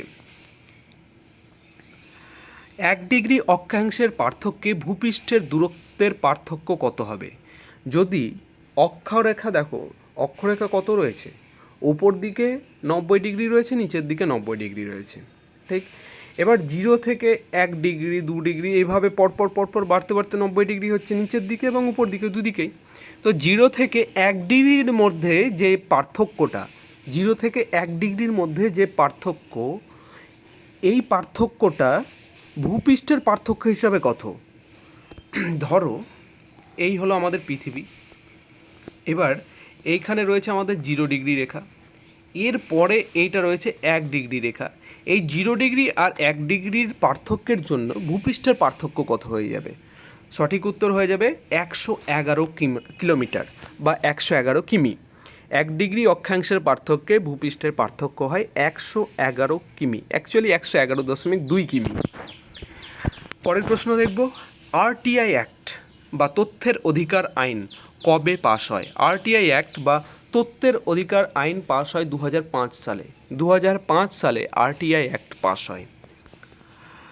কততম সংবিধান সংশোধনী সংশোধনীতে ভোটারদের বয়স 21 থেকে কমিয়ে 18 বছর করা হয়? সঠিক উত্তর হয়ে যাবে 61তম সংবিধান সংশোধনে ভোটারদের বয়স 21 থেকে কমিয়ে 18তে করা হয়। এটা কবে করা হয়েছিল? 1989 সালে 61তম সংবিধান সংশোধনে। পরের প্রশ্ন দেখব, পশ্চিমবঙ্গের ভূমি সংস্কার আইন কবে বলবৎ করা হয়? পশ্চিমবঙ্গ থেকে প্রশ্ন এলে এই প্রশ্নটা জিওগ্রাফি এবং ইকোনমিক্স যাই বলো দুটো সেকশনেই পড়ছে। এই প্রশ্নটা কিন্তু বারবার বিভিন্ন পরীক্ষায় এসছে। পশ্চিমবঙ্গের ভূমি সংস্কার আইন বা land reform act, West Bengal government land reform act, পশ্চিমবঙ্গের ভূমি সংস্কার আইন, এটা কবে বলবৎ করা হয়? সঠিক উত্তর হয়ে যাবে 1955 সালে। পরের প্রশ্ন দেখব, হলদিয়া ড্যাশের জন্য বিখ্যাত? হলদিয়া যে অঞ্চলটা সেটা কিসের জন্য বিখ্যাত? সঠিক উত্তর হয়ে যাবে পেট্রো রসায়ন শিল্পকেন্দ্র বা পেট্রোকেমিক্যাল শিল্পকেন্দ্রের জন্য হলদিয়া অঞ্চলটা বিখ্যাত। পরের প্রশ্ন দেখব, বরাকর কোন নদীর উপনদী? বরাকর হলো দামোদর নদীর উপনদী। বরাকর দামোদর নদীর উপনদী। ইসরো কবে প্রতিষ্ঠিত হয়? ইসরো 1969 সালে প্রতিষ্ঠিত হয়। 1969 সালে প্রতিষ্ঠিত হয় ইসরো। কপি এর কি কোনটা? দেখো কিবোর্ডে বিভিন্ন কি রয়েছে, এবার শর্ট ফর্মে যেগুলো করা হয় শর্ট কি বলা হয়, সেই শর্ট কি এর মধ্যে কপি করতে গেলে পরে কোন কিটা আমরা ব্যবহার করব? সিটিআরএল বা কন্ট্রোল যেটা রয়েছে সিটিআরএল এবং তার সাথে সি, এই দুটোকে যদি একসাথে আমরা প্রেস করি তাহলে যে পোর্শনটা আমরা সিলেক্ট করেছি সেই পোর্শনটা কপি হয়ে যাবে, ঠিক? এবার পরের প্রশ্ন দেখব, পেস্ট। আমরা আগেরটা কি বললাম? কপি করতে গেলে সিটিআরএল প্লাস সি করলে পরে কপি হবে। এবার পেস্ট করতে গেলে যে অংশটা আমরা কপি করলাম সেই অংশটা অন্য কোথাও আমরা গিয়ে পেস্ট করে দেব, সেইখানে নিয়ে আসবো। সেইটা করতে গেলে কোনটা শর্ট কি হিসাবে ব্যবহার করব? সঠিক উত্তর হয়ে যাবে Ctrl plus V. Ctrl plus V এই দুটো যদি একসাথে প্রেস করি তাহলে পরে আমাদের সেই অংশটা পেস্ট হয়ে যাবে। আরেকটা রয়েছে কাট। কাট কী হবে? কাটের ক্ষেত্রে দেখো, কাট যদি বলো তাহলে Ctrl plus x, Ctrl plus x এই দুটো কি যদি একসাথে আমরা প্রেস করি তাহলে হয়ে যাবে কাট। কাট মানে বোঝায়, কাট আর কপির মধ্যে এটুকুটাই পার্থক্য। কাট মানে হলো সেই অংশটা, মানে যে অংশটা আমরা সিলেক্ট করলাম সেটা পুরোটা আউট হয়ে যাবে কিন্তু কপি হয়ে থেকে যাবে, মানে ওইটা অন্য কোথাও গিয়ে আমি পেস্ট করতে পারি কিন্তু ওই জায়গাটাই আর থাকবে না। কিন্তু কপি করলে কি হয়, যে অংশটাই মানে ধরো এই লেখাটা যেটা রয়েছে এই অংশটা আমি এইভাবে সিলেক্ট করলাম, এবার সিটিআরএল প্লাস এক্স যদি করি তাহলে এই অংশটা পুরোটা কিন্তু আর দেখতে পাওয়া যাবে না, পুরোটা আউট হয়ে যাবে। কিন্তু ওটা কপি আকারে থেকে গেলো। আবার আমি ধরো এই জায়গাটা সিলেক্ট করলাম এবং এখানে গিয়ে একসাথে ধরো CTRL প্লাস ভি যদি করি তাহলে পেস্ট হয়ে যাবে। কিন্তু যদি আমি CTRL প্লাস সি যদি টাইপ করি, মানে একসাথে প্রেস করি, তাহলে এই অংশটা যেটা আমি সিলেক্ট করেছিলাম সেই অংশটা থাকবেই, আবার অন্যান্য জায়গায় যেখানে আমি পেস্ট করতে চাইছি সেখানে পেস্ট হবে। গুগল কবে প্রতিষ্ঠিত হয়? গুগল প্রতিষ্ঠিত হয় 1998 সালে। 1998 সালে গুগল প্রতিষ্ঠিত হয়। এর হেডকোয়ার্টার কোথায়? ক্যালিফোর্নিয়া। পরের প্রশ্ন দেখব, হটমেল কে আবিষ্কার করেন? দেখো, যেহেতু ইন্ডিয়ান অরিজিনের একজন হটমেল আবিষ্কার করেন, তার জন্য এই প্রশ্নটা খুব ইম্পর্টেন্ট। হটমেল কে আবিষ্কার করেন? সাবির ভাটিয়া, ইনি একজন ভারতীয় ছিলেন, আর জ্যাক স্মিথ, দুজন মিলে তৈরি করেন হটমেল। সাবির ভাটিয়া আর জ্যাক স্মিথ দুজন মিলে হটমেল তৈরি করেন। উত্তর আমেরিকায় তৃণভূমি কী নামে পরিচিত? উত্তর আমেরিকায় প্রেইরি নামে পরিচিত। উত্তর আমেরিকায় যে তৃণভূমি সেটা প্রেইরি নামে পরিচিত। হোমিওপ্যাথির জনক কাকে বলা হয়? স্যামুয়েল হ্যানিম্যানকে বলা হয় হোমিওপ্যাথির জনক। স্যামুয়েল হ্যানিম্যানকে বলা হয় হোমিওপ্যাথির জনক, ফাদার অফ হোমিওপ্যাথি। ভিডিও গেমের স্রষ্টাকে? রাল্ফ বিয়ার। রাল্ফ বিয়ার ইনি ভিডিও গেম প্রথম তৈরি করেন। ভিডিও গেমের স্রষ্টা তাহলে কে? রাল্ফ বিয়ার। পরের প্রশ্ন, কুচিপুড়ি। দেখো, ভিডিও গেমের এখন এরা বলতে পারো, পাবজি, ফ্রি ফায়ার, অনেক কিছু চলে এসছে, আগে চলতো সিওসি। তো এই ভিডিও গেমের প্রতিষ্ঠাতাকে রাল্ফ বিয়ার। পরের প্রশ্ন হলো, কুচিপুড়ি কোন রাজ্যের নৃত্য? কুচিপুড়ি হলো অন্ধ্রপ্রদেশের নৃত্য। অন্ধ্রপ্রদেশের ক্লাসিক্যাল ডান্স হলো কুচিপুড়ি। বারদোছাম কোন রাজ্যের আঞ্চলিক নৃত্য? বারদোছাম হলো অরুণাচল প্রদেশের আঞ্চলিক নৃত্য। এর আগেরটা আমি কি বললাম? কুচিপুড়ি যেটা, সেটা ক্লাসিক্যাল ডান্স, আর এই বারদোছাম এটা ক্লাসিক্যাল ডান্স নয়, এটা হলো আমাদের আঞ্চলিক নৃত্য। তো এটা কোন রাজ্যের আঞ্চলিক নৃত্য? অরুণাচল প্রদেশ রাজ্যের আঞ্চলিক নৃত্য হলো বারদোছাম। মোহিনীঅট্টম কোন রাজ্যের নৃত্য? মোহিনীঅট্টমও একটা ক্লাসিক্যাল ডান্স। এটা কোন রাজ্যের? কেরালা রাজ্যের ক্লাসিক্যাল ডান্স হলো মোহিনীঅট্টম। আর ভারতনাট্যম যেটা রয়েছে সেটা হলো তামিলনাড়ু। এই দুটোর মধ্যেই সবার মেনলি অ্যাকচুয়ালি ভুলটা হয়। ভারতনাট্যম হলো তামিলনাড়ু আর মোহিনীঅট্টম হলো কেরালা। আয়রন ক্রস কোন দেশের সর্বোচ্চ সামরিক সম্মান? দেখো, আমাদের পরমবীর চক্র দেওয়া হয়। এবার কোন দেশের সর্বোচ্চ সামরিক সম্মান হিসাবে আয়রন ক্রস দেওয়া হয়? আয়রন ক্রস হলো একটা এই ক্রস সাইন, এইরকম ক্রস সাইন থাকবে, ডিজাইন করা থাকে বিভিন্ন রকম। এবার এই ক্রস সাইনটা বিভিন্ন রঙের হয়, কালারের হয়। তো আয়রন ক্রস কোন দেশের সর্বোচ্চ সামরিক সম্মান? সঠিক উত্তর হয়ে যাবে জার্মানি। জার্মানির সর্বোচ্চ সামরিক সম্মানের নাম হলো আয়রন ক্রস। পরের প্রশ্ন দেখব, অন্তরা কোন দেশের জাতীয় সংবাদ? অন্তরা হলো ইন্দোনেশিয়ার জাতীয় সংবাদ সংস্থা হলো অন্তরা। এটা আগেই তো এই বিভিন্ন পরীক্ষায় এটা খুবই আসতো, এখন রিসেন্টলি একটু কম আসছে, কখন রিপিট করে দেবে বলা যায় না। তো কোন দেশের জাতীয় সংবাদ সংস্থার নাম অন্তরা? সঠিক উত্তর হয়ে যাবে Indonesia. Central leather research institute কোথায় অবস্থিত? দেখো, একটা প্রশ্ন আমি বললাম যে ভারতবর্ষের প্রথম দিকে এই প্রশ্নটা ছিল, ভারতবর্ষের প্রথম লেদার পার্ক কোথায় তৈরি হলো? তাহলে আমি বললাম উত্তরপ্রদেশের কানপুরে। কিন্তু এখন প্রশ্ন হলো সেন্ট্রাল লেদার রিসার্চ ইনস্টিটিউট এটা কোথায় অবস্থিত? লেদার রিসার্চ ইনস্টিটিউট এটা হলো চেন্নাই, তামিলনাড়ুর চেন্নাইয়ে এটা সেন্ট্রাল লেদার রিসার্চ ইনস্টিটিউট অবস্থিত। পরের প্রশ্ন দেখব, অর্থনীতিতে নোবেল পুরস্কার কবে থেকে দেওয়া শুরু হয়?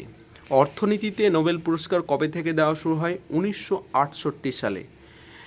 দেখো, 1900 সাল থেকে দেওয়া শুরু করা হয়েছে, 1901 থেকে নোবেল পুরস্কার চালু হয়।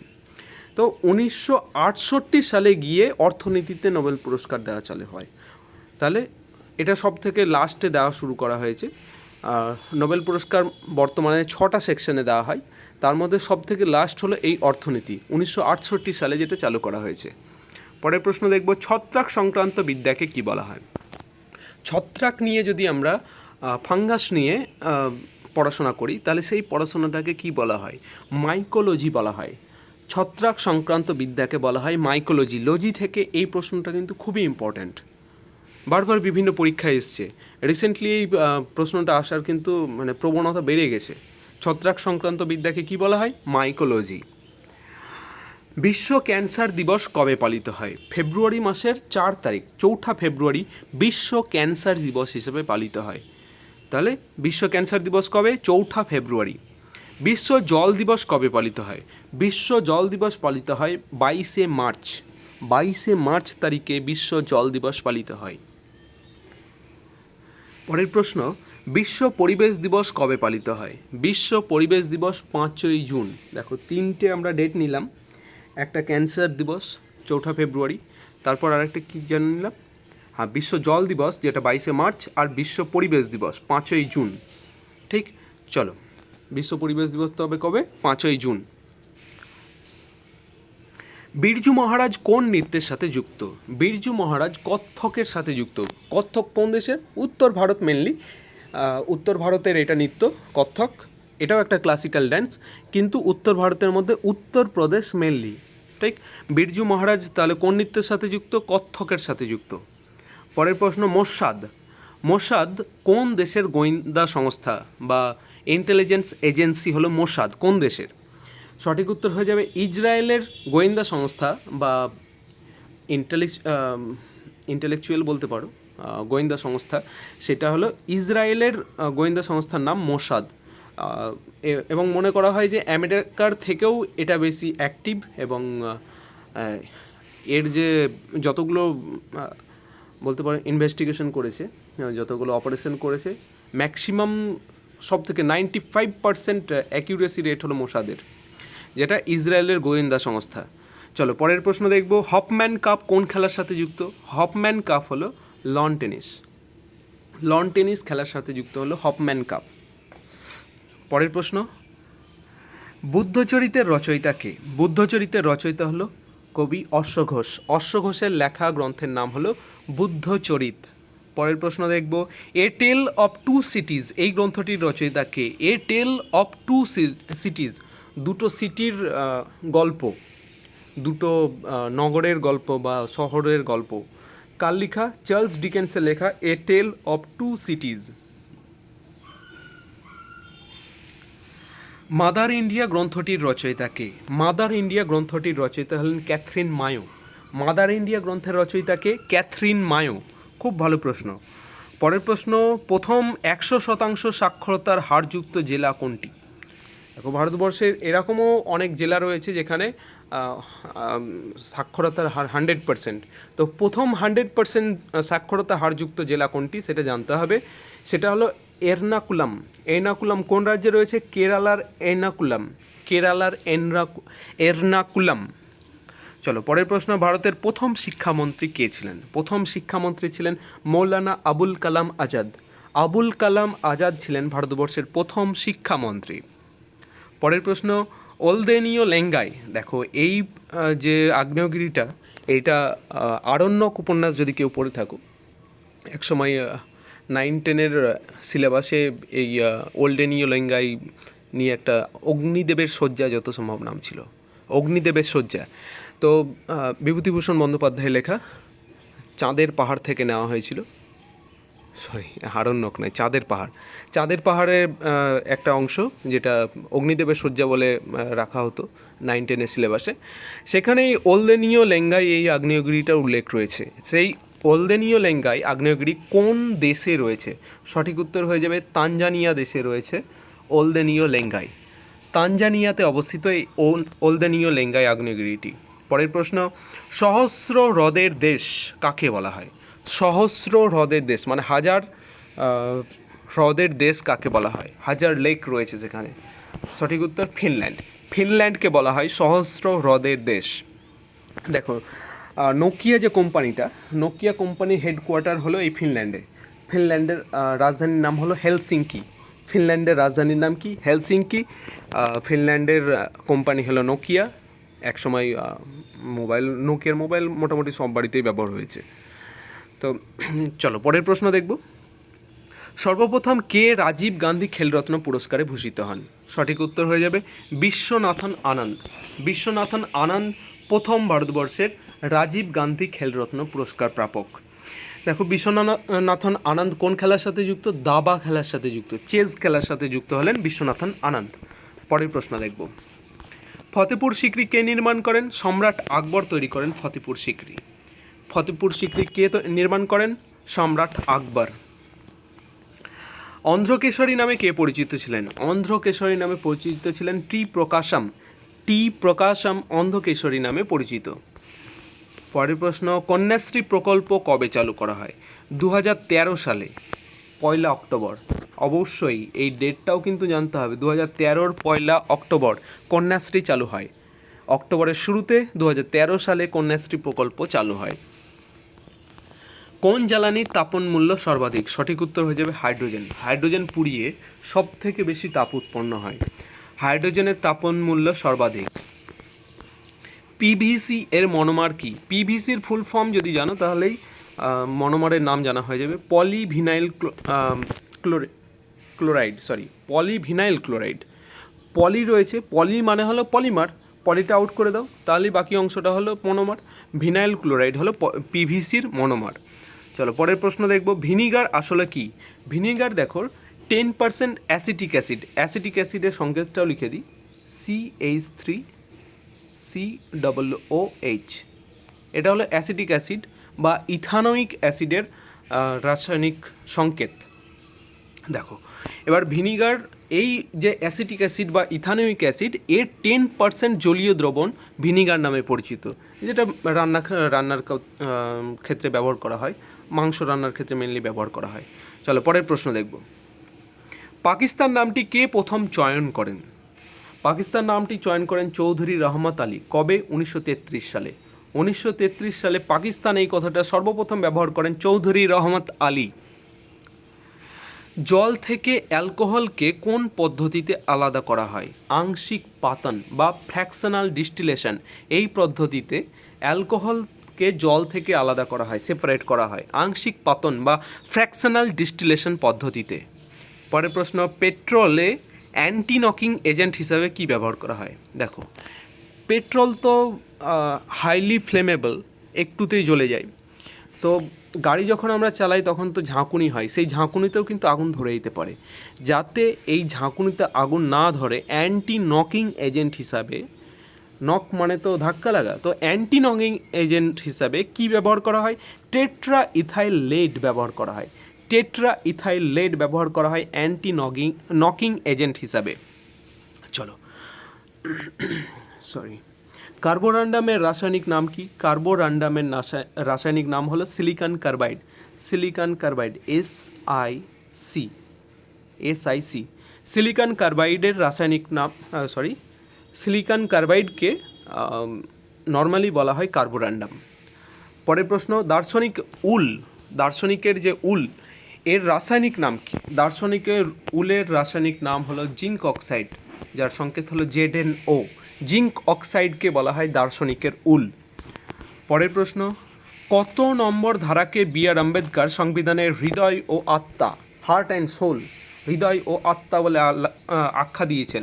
32 নম্বর ধারাকে ডক্টর B.R. আম্বেদকর সংবিধানের হার্ট অ্যান্ড সোল বলে আখ্যা দিয়েছেন, 32 নম্বর ধারাকে।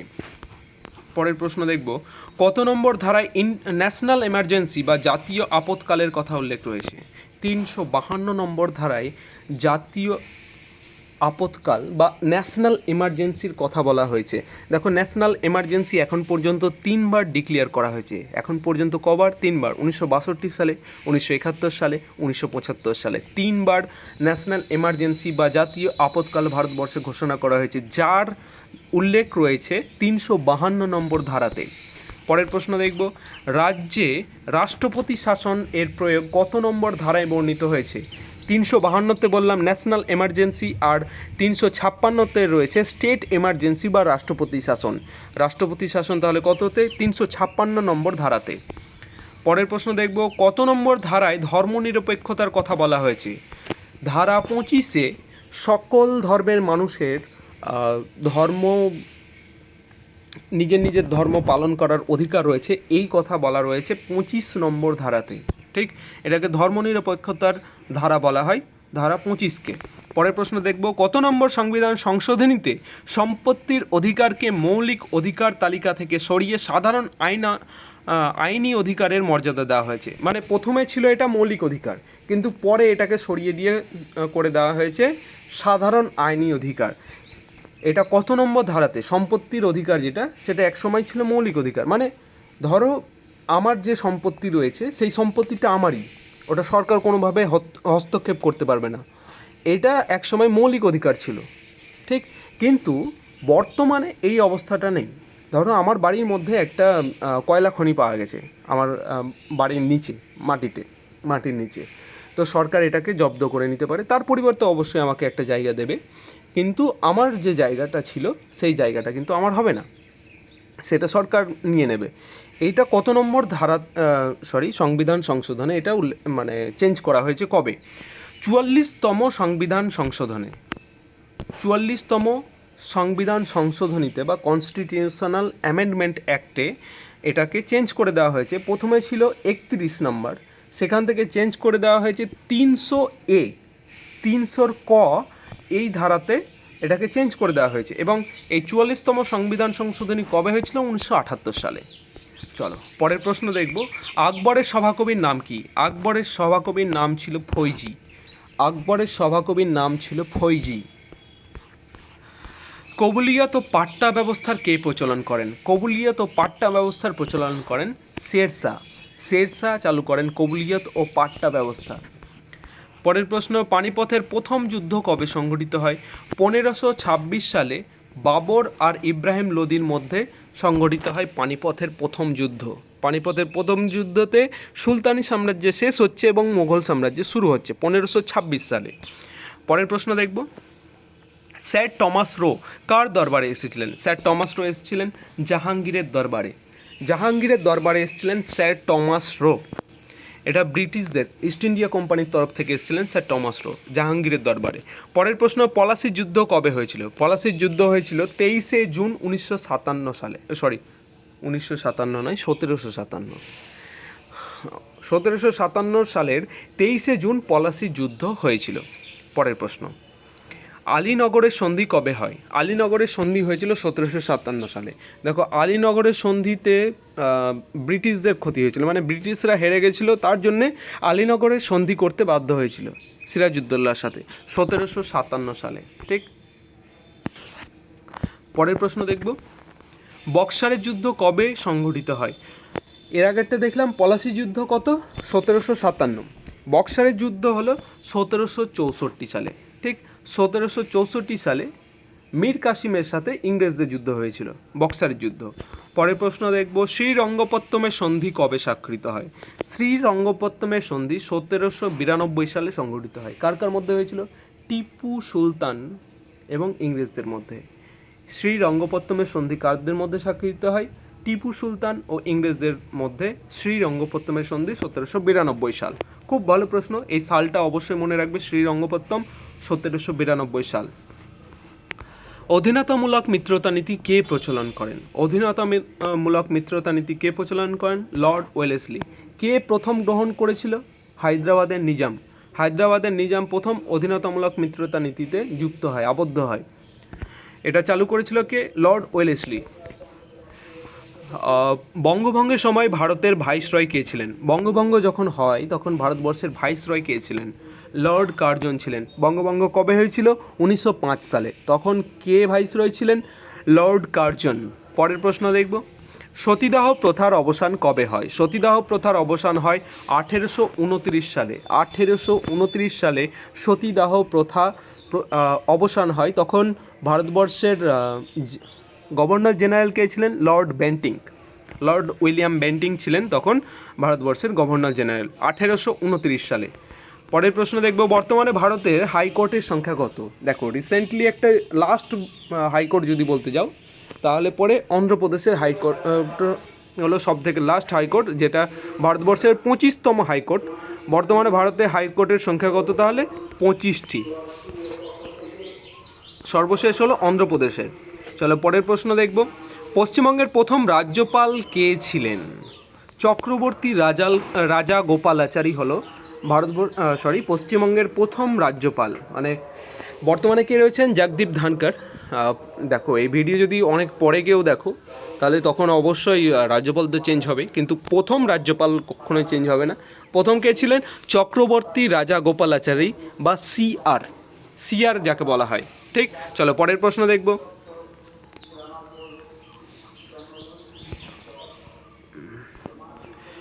কবে দিল্লিকে জাতীয় রাজধানী অঞ্চল বলে আখ্যায়িত করা হয়? 1991 সালে দিল্লিকে জাতীয় রাজধানী অঞ্চল, ন্যাশনাল ক্যাপিটাল এরিয়া বলে আখ্যায়িত করা হয় 1991 সালে। এটা অবশ্যই মনে রাখবে। দিল্লি, তার আগে দিল্লি অঞ্চলকে দেখো ক্যাপিটাল তো বলা ছিল, কিন্তু ন্যাশনাল ক্যাপিটাল হিসেবে ওটাকে আলাদা অঞ্চল হিসেবে স্বীকৃতি দেওয়া হয় 1991 সালে। চলো পরের প্রশ্ন দেখব। পঞ্চায়েতি রাজ কত নম্বর সংবিধান সংশোধনে যুক্ত করা হয়? 73 নম্বর সংবিধান সংশোধনে, যেটা 1992 সালে হয়েছিল। 73 নম্বর সংবিধান সংশোধনী, যাতে পঞ্চায়েতি রাজ যোগ করা হয়েছিল। এটা কত নম্বর শিডিউলে রয়েছে, মানে কত নম্বর তফসিলে? 11 নম্বর তফসিলে রয়েছে। চলো পরের প্রশ্ন দেখব। কৃষ্ণা জল বন্টন হবে, এটা কৃষ্ণ হবে না, কৃষ্ণা নদী জল বন্টন বিরোধ, কৃষ্ণা জলবন্টন বিরোধ কোন কোন রাজ্যের মধ্যে রয়েছে? এই ধরনের প্রশ্ন পশ্চিমবঙ্গ সরকারের বিভিন্ন পরীক্ষায় কিন্তু বারবার এসেছে। পশ্চিমবঙ্গ সরকারের পিএসসি, ডাব্লিউবিপিএসসির যে পরীক্ষাগুলো এবং এসএসসি, সিজিএল, সিএইচএসএল, এই পরীক্ষার জন্য এই প্রশ্নটা খুব ইম্পর্ট্যান্ট। কৃষ্ণা জলবন্টন বিরোধ কোন কোন রাজ্যের মধ্যে এক্সিস্ট করে? মহারাষ্ট্র, কর্ণাটক আর অন্ধ্রপ্রদেশ, এই তিনটে রাজ্যের মধ্যে রয়েছে। মহারাষ্ট্র, কর্ণাটক, অন্ধ্রপ্রদেশ। কৃষ্ণা জলবন্টন বিরোধ যেটা প্রথমবার ছিল, সেইখানে তেলেঙ্গানাও যুক্ত ছিল, কারণ তখন অন্ধ্রপ্রদেশ তেলেঙ্গানা একসাথে ছিল। ঠিক, বর্তমানে তেলেঙ্গানা আলাদা হয়ে গেছে এবং তেলেঙ্গানাটা বাদ। তাহলে মহারাষ্ট্র, কর্ণাটক, অন্ধ্রপ্রদেশ, এই তিনটে কৃষ্ণা জলবন্টন বিরোধ এই তিনটে রাজ্যের মধ্যে এক্সিস্ট করে। পরের প্রশ্ন, কত নম্বর ধারা অনুযায়ী আমরা ভোট দিই? দেখো আমরা তো ভোট দিই, এই ভোট দেওয়ার যে আমাদের অধিকার, আমাদের দেশ যে ডেমোক্রেসি এবং ভোট দেওয়ার অধিকার রয়েছে, এটা কত নম্বর ধারা, সংবিধানে কত নম্বর ধারা আমাদেরকে অধিকারটা দিচ্ছে? সেটা হয়ে যাবে 326 নম্বর ধারা আমাদেরকে অধিকার দিচ্ছে ভোট দেওয়ার জন্যে। পরের প্রশ্ন, হায়দ্রাবাদ শহরটি কোন নদীর তীরে অবস্থিত? হায়দ্রাবাদ শহরটি মুসি নদীর তীরে অবস্থিত। মুসি নদীর তীরে হায়দ্রাবাদ শহরটি অবস্থিত। লখনৌ কোন নদীর তীরে অবস্থিত? লখনৌ হলো গোমতী নদীর তীরে অবস্থিত। তাহলে হায়দ্রাবাদ মুসি নদীর তীরে, লখনৌ হলো গোমতী নদীর তীরে। পরের প্রশ্ন, ভারতবর্ষের ফরেস্ট রিসার্চ ইনস্টিটিউট কোথায় অবস্থিত? ভারতবর্ষের ফরেস্ট রিসার্চ ইনস্টিটিউট উত্তরাখণ্ডের দেরাদুনে অবস্থিত। ফরেস্ট রিসার্চ ইনস্টিটিউট কোথায় অবস্থিত? উত্তরাখণ্ডের দেরাদুনে। পরের প্রশ্ন দেখব, ইন্দিরা গান্ধী ন্যাশনাল পার্ক কোথায় অবস্থিত? এর আগে আমরা দেখেছিলাম Mahatma Gandhi marine national park, এবার দেখছি ইন্দিরা গান্ধী ন্যাশনাল পার্ক কোথায় অবস্থিত? তামিলনাড়ুতে ইন্দিরা গান্ধী ন্যাশনাল পার্ক অবস্থিত। আর Mahatma Gandhi marine national park কোথায়? আন্দামান ও নিকোবর দ্বীপপুঞ্জ। পরের প্রশ্ন দেখব,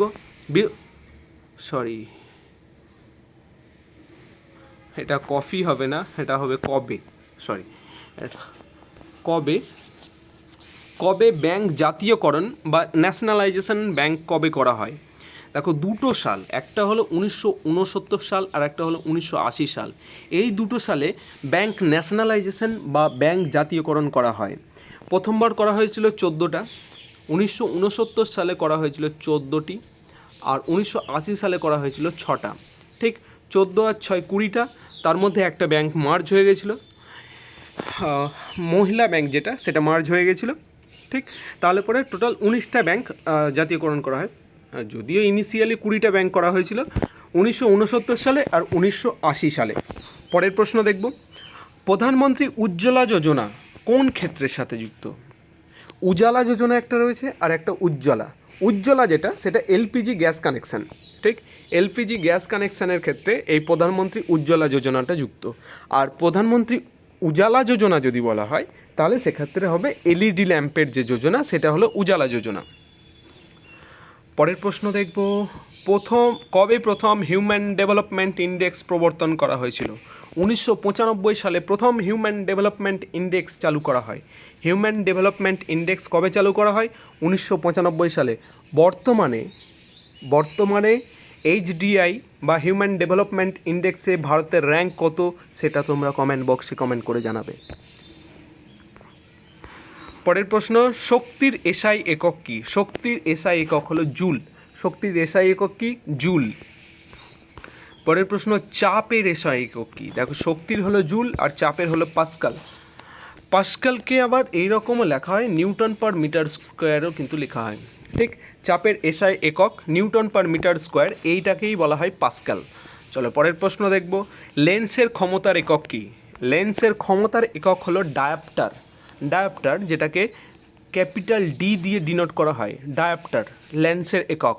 ডি সমান হলো 1/f। ঠিক, 1/f লেন্সের ক্ষমতার একক, সরি -1/f।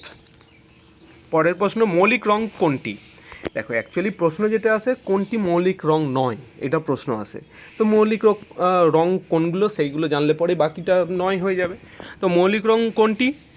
লাল, নীল আর সবুজ, এই তিনটে হলো মৌলিক রং। বাকিগুলো এই তিনটে রং মিশিয়েই তৈরি করা হয়। মৌলিক রং হলো যেই তিনটি রং একদম প্রাইমারি, মানে ওই তিনটাই মেনলি রয়েছে, ওই তিনটাকে মিলিয়ে বাকি রঙগুলো তৈরি করা হয়। লাল, নীল আর সবুজ, এই তিনটে হলো মৌলিক রং বা প্রাইমারি কালার। পরের প্রশ্ন, রোধের এসআই একক কি? রোধের এসআই একক হলো ওহম। ওহমের সংকেতটা দেখে নাও এইরকম। ঠিক, ওহম হলো এইরকম লেখা হয়, ওহম। রোধের এসআই একক, রোধ বা রেজিস্ট্যান্স। মানুষের সাধারণ রক্তচাপ কত? 120/80 mmHg। 120/80, এটা হলো মানুষের সাধারণ রক্তচাপ। মানুষের রক্তচাপ, সাধারণ রক্তচাপ কত? 120/80 mmHg। পরের প্রশ্ন, হৃৎপিণ্ডের উপরের দ্বিস্তর আবরণীকে কি বলা হয়? হৃৎপিণ্ডের উপরের দ্বিস্তর আবরণীকে বলা হয় পেরিকার্ডিয়াম। দেখো, এর আগে আমরা একটা প্রশ্ন নিয়েছিলাম যে ফুসফুসের আবরণীকে কি বলা হয়? ফুসফুসের আবরণীকে বলা হয় প্লুরা, আর হৃৎপিণ্ডের দ্বিস্তর আবরণীকে কি বলা হয়? পেরিকার্ডিয়াম। চলো পরের প্রশ্ন দেখব, কোন হরমোনকে আপৎকালীন হরমোন বলা হয়? মানে হঠাৎ করে ধরো তোমাকে কেউ অ্যাটাক করছে, কিংবা হঠাৎ করে কিছু একটা ভেঙে পড়লো, এই মুহূর্তে যে আমাদের শরীরে হঠাৎ করে আচমকা, মানে চমকে যাওয়ার যে হয়, পরিস্থিতিটা তৈরি হয়, তার জন্য একটা হরমোন খরিত হয়। সেই পরিস্থিতি কন্ট্রোল করার জন্য, শরীরকে কন্ট্রোল করার জন্য একটা হরমোন খরিত হয়, যাকে আপৎকালীন হরমোন বলা হয়। ঠিক, এমার্জেন্সি হরমোন। সেই এমার্জেন্সি হরমোন কাকে বলা হয়? এপিনেফ্রিন। এপিনেফ্রিন হরমোনকে বলা হয় এমার্জেন্সি হরমোন বা আপৎকালীন হরমোন। এটাকে আরেকটা নাম বলা যায়, অ্যাড্রিনালিন হরমোনও বলা হয়, এপিনেফ্রিন বা অ্যাড্রিনালিন হরমোন। পরের প্রশ্ন, কলেরা একটি ড্যাশ ঘটিত রোগ। কলেরা একটা ব্যাকটেরিয়া ঘটিত রোগ। কলেরা ব্যাকটেরিয়া ঘটিত রোগ, ভিব্রিও কলেরি। কলেরার যে রোগের জন্য যে ব্যাকটেরিয়াটা দায়ী, তার নাম হলো ভিব্রিও কলেরি। চলো পরের প্রশ্ন দেখব, পেনিসিলিন কে আবিষ্কার করেন? পেনিসিলিন আবিষ্কার করেন Alexander Fleming. Alexander Fleming penicillin আবিষ্কার করেন। পরের প্রশ্ন, স্বাধীন ভারতের প্রথম রেলমন্ত্রী কে ছিলেন? এর আগে আমরা শিক্ষামন্ত্রী দেখলাম, আব্দুল কালাম আজাদ। তাহলে প্রথম রেলমন্ত্রী কে ছিলেন? জন মাথাই। জন মাথাই ছিলেন স্বাধীন ভারতের প্রথম রেলমন্ত্রী। কোন দেশকে চিনির পাত্র বা সুগার বাউল বলা হয়? সুগার বাউল বলা হয় কিউবা দেশকে। কিউবা, ফিদেল কাস্ট্রের দেশ হলো কিউবা, সেই দেশকে বলা হয় চিনির পাত্র। চলো পরের প্রশ্ন, বিশ্ব ব্যাংকের সদর দপ্তর কোথায় অবস্থিত? দেখো, বিশ্ব ব্যাংক বা ওয়ার্ল্ড ব্যাংক যেটা রয়েছে, তার সদর দপ্তর কোথায় অবস্থিত? Washington DC. ওয়াশিংটন ডিসি হলো ইউএসএ বা ইউনাইটেড স্টেটস অফ আমেরিকা। ইউএসএর রাজধানী হলো ওয়াশিংটন ডিসি, এবং সেখানেই বিশ্ব ব্যাংক বা ওয়ার্ল্ড ব্যাংকের সদর দপ্তর অবস্থিত। পরের প্রশ্ন দেখব, এইডসের ফুল ফর্ম কি? এইডসের ফুল ফর্ম হলো অ্যাকোয়ার্ড ইমিউনোডেফিসিয়েন্সি সিনড্রোম। এই প্রশ্নটা কিন্তু বিভিন্ন পরীক্ষায় আগে তো এটা থেকে আসতোই। এইডসের ফুল ফর্ম কী? বর্তমানে একটু কমে গেছে, কিন্তু মাঝে মধ্যে এইচআইভি দেয়া ফুল ফর্ম দেয়। এইচআইভি হলো হিউম্যান ইমিউনোডেফিসিয়েন্সি সিনড্রোম। সরি, সেটা সিনড্রোম হবে না, সেটা ভাইরাস হবে। Human immunodeficiency virus, HIV. ওখানে ডি নেই, কিন্তু ডেফিসিয়েন্সি ওর মধ্যে রয়েছে, হিউম্যান ইমিউনোডেফিসিয়েন্সি ভাইরাস। আর এইডসের ফুল ফর্ম হলো অ্যাকোয়ার্ড ইমিউনোডেফিসিয়েন্সি সিনড্রোম। চলো পরের প্রশ্ন দেখব, সালোক সংশ্লেষের অন্ধকার দশায় উৎপন্ন স্থায়ী যৌগ কোনটি? দেখো, স্থায়ী যৌগ, প্রথম স্থায়ী যৌগ কোনটা? ফসফোগ্লিসারিক অ্যাসিড, যেটাকে পিজিএ বলা হয়। পিজিএ ফসফোগ্লিসারিক অ্যাসিড হলো সালোক সংশ্লেষের অন্ধকার দশায় উৎপন্ন প্রথম স্থায়ী যৌগ। লাস্ট প্রশ্ন, আরবিআইয়ের সদর দপ্তর কলকাতা থেকে মুম্বাইতে স্থানান্তরিত কবে করা হয়? 1937 সালে। আরবিআই কবে গঠিত হয়? 1935 সালে। প্রথম 2 বছর আমাদের পশ্চিমবঙ্গের কলকাতাতে, আমাদের বাংলার কলকাতাতে আরবিআইয়ের সদর দপ্তর ছিল এবং তারপর সেটা স্থানান্তরিত করে মুম্বাইতে নিয়ে যাওয়া হয় 1937 সালে। থ্যাংক ইউ ভিডিওটা শেষ পর্যন্ত দেখার জন্য। আশা করছি অনেক ডেটা পেয়ে গেছো। কেমন লাগলো অবশ্যই জানাও, পারলে বন্ধুদের মধ্যে শেয়ার করো। Thank you. রেগুলার এইভাবে ভিডিও দেখতে থাকো। তোমাদের চাকরি পাইয়ে দেওয়ার দায়িত্ব কিন্তু আমি সম্পূর্ণ নিয়েছি। যারা ডাব্লিউবিপির পরীক্ষা দিচ্ছ তারা রেগুলার দেখতে থাকো। তোমাদের পরীক্ষা একদম শিওর, তোমাদের অনুযায়ী তো টপিক নিয়ে আসছি পরপর। তোমরা রেগুলার যদি এই ফুল ভিডিওগুলো দেখতে থাকো অবশ্যই চাকরিটা পেয়ে যাবে। Thank you.